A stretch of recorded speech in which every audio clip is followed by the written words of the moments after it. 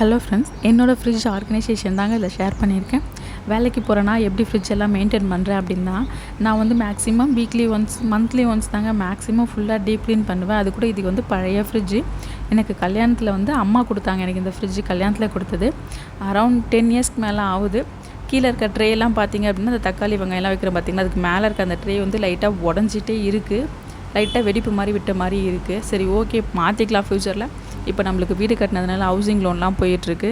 இப்போதைக்கு இதையே மெயின்டைன் பண்ணலாம் அப்படின்னு சொல்லிட்டு எனக்கு ஆஃபீஸ்க்கு லீவு. அதனால சரி இதையாவது க்ளீன் பண்ணலாமேன்னு சொல்லிட்டு லீவ் கிடைக்கிறப்ப க்ளீன் பண்ணிப்பேன்.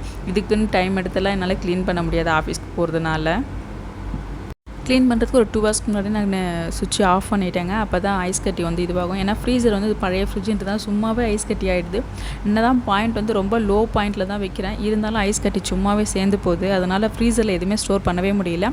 நான் வந்து நம்ம விம் சோப் விம் லிக்யூட் இருக்குது பார்த்திங்கன்னா, அது நம்ம சாமானெல்லாம் வாஷ் பண்ணுற ஸ்க்ரப்பு வச்சு லைட்டாக துவச்சி அதில் தாங்க தேய்ச்சி எடுத்துகிட்டு ஒரு கிளாத் வச்சு ஃபுல்லாக தொடச்சி எடுத்துட்டேன். அது பாருங்கள், பழைய வீட்டில் இருந்ததுனால அந்த கீழே இருக்க ட்ரேவெல்லாம் எலி கடிச்சியே வச்சிருச்சு. சரி, இருந்தாலும் ஓகே அப்படின்றதுக்காக வச்சிட்ருக்கேன். அப்புறம் ஃப்ரிட்ஜ் மேலே போகிறதுக்கு கவரு அப்படின்லாம் நான் எதுவும் வாங்கலைங்க. என்னோடய பழைய ஷால் இருந்தது. அது டாப்பு ஃபேண்ட்டெல்லாம் கிழிஞ்சு போய்டும் இல்லைங்களா, ஆனால் ஷால் நல்லாவே இருக்கும். நான் வந்து அது மட்டும் எப்பயுமே வச்சுருப்பேன், எதனா துடைக்கிறதுக்கு. அது மாதிரி இது கொஞ்சம் நல்லா இருந்தது. அதனால் அதையே ஃப்ரிட்ஜுக்கு மேலே கவராக போட்டு யூஸ் பண்ணிக்கிட்டேன். ஸ்டோரேஜ் எப்படி பண்ணுவேன்னு பார்த்தீங்கன்னா, இந்த பாதாம் முதிரெல்லாம் 1/2 kg வாங்கிடுவாங்க. அது ஆஃபரில் வரும் நம்மளுக்கு ஜியோ மார்ட்டில். அதில் ஆஃபரில் வாங்கிட்டேன் அப்படின்னா கொஞ்சமாக எடுத்து வெளியே பாட்டிலில் போட்டு வச்சுப்பேன். மீதி வந்து ஃப்ரிட்ஜில் ஸ்டோர் பண்ணிவிடுவேன். ஏன்னா அது சீக்கிரமாக வந்துட்டு வச்சிடும். எனக்கு எப்படி 6 மந்த்து கிட்ட வரும். பசங்களுக்காக மட்டும்தான் நான் அதுக்கு வாங்கி வச்சுருக்கேன். அவங்களுக்கு தினமும் 2 ஸ்நாக்ஸு கொடுப்பேன் நான், அவ்வளோதான். மற்றபடி காய்கறிலாம் எப்படி ஸ்டோர் பண்ணுறேன் அப்படின்னா, நம்ம மளிகை கடைக்கெலாம் போனீங்கன்னா கவர் கொடுப்பாங்க. 1/4 கிலோ வாங்குவோம், இல்லை 1/2 கிலோ வாங்குவோம், 1 கிலோ துவரம்பருப்பு அந்த மாதிரி எதனா நம்ம வாங்குகிறோம் அப்படின்னா அவங்க ஒரு கவர் போட்டு கொடுப்பாங்க. நான் அது எல்லாமே பாட்டிலில் ஸ்டோர் பண்ணிவிட்டு அந்த கவரை பத்திரமா வச்சுருப்பேன். அந்த கவரை நான் அப்படியே காய்கறிலாம் போட்டு ஸ்டோர் பண்ணி வச்சுப்பேன். எனக்கு நல்லா தான் இருக்குது. ஆர்கனைசர் இப்போதைக்கு வாங்குகிற ஐடியாலாம் இல்லைங்க. ஃப்யூச்சரில் ஒன்றா பார்த்துக்கலாம். இப்போதைக்கு எனக்கு இதே ஓகே தான். ஒரு வாட்டி நல்லாயிருக்கும், ஒரு வாட்டி கொஞ்சம் ஒரு மாதிரி அழுகுன மாதிரியும் ஆகிடும். நம்ம வாங்குகிற காயை பொறுத்து. கொஞ்சம் 10 ரூபா அப்படின்னு சொல்லுவாங்க. அது நம்ம ஆசைக்கு பரவாயில்லையே 10 ரூபான்னு வாங்கிடுவோம்.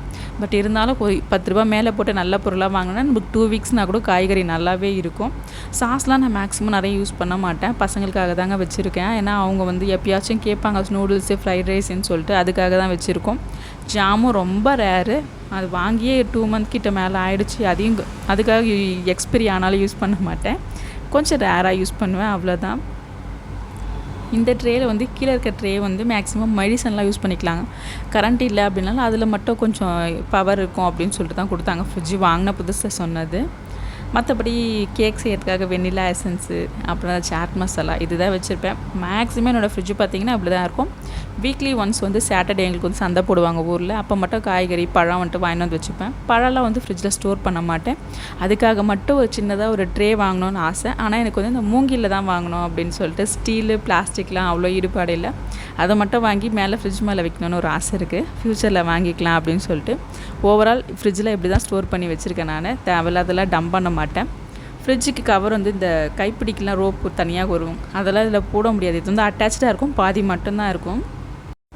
ஃப்ரிட்ஜுக்கு மேலே பார்த்திங்கன்னா ஒரு முட்டை ட்ரே இருக்குது. நான் என் பையன் வாங்கிட்டு வருவான் கடைக்கெலாம் போனான்னா. நம்ம வாங்கிட்டு வர போனான்னா ஒரு 5 முட்டை வாங்கிட்டு வருவான், 2 முட்டை உடச்சி எடுத்துகிட்டு வருவான் சைக்கிளில். அவனுக்காகவே அது வாங்கி வச்சுருக்கேன். அவனுக்கும் அது ரொம்ப பிடிச்சிருக்கு வாங்கிட்டு வரதுக்கு.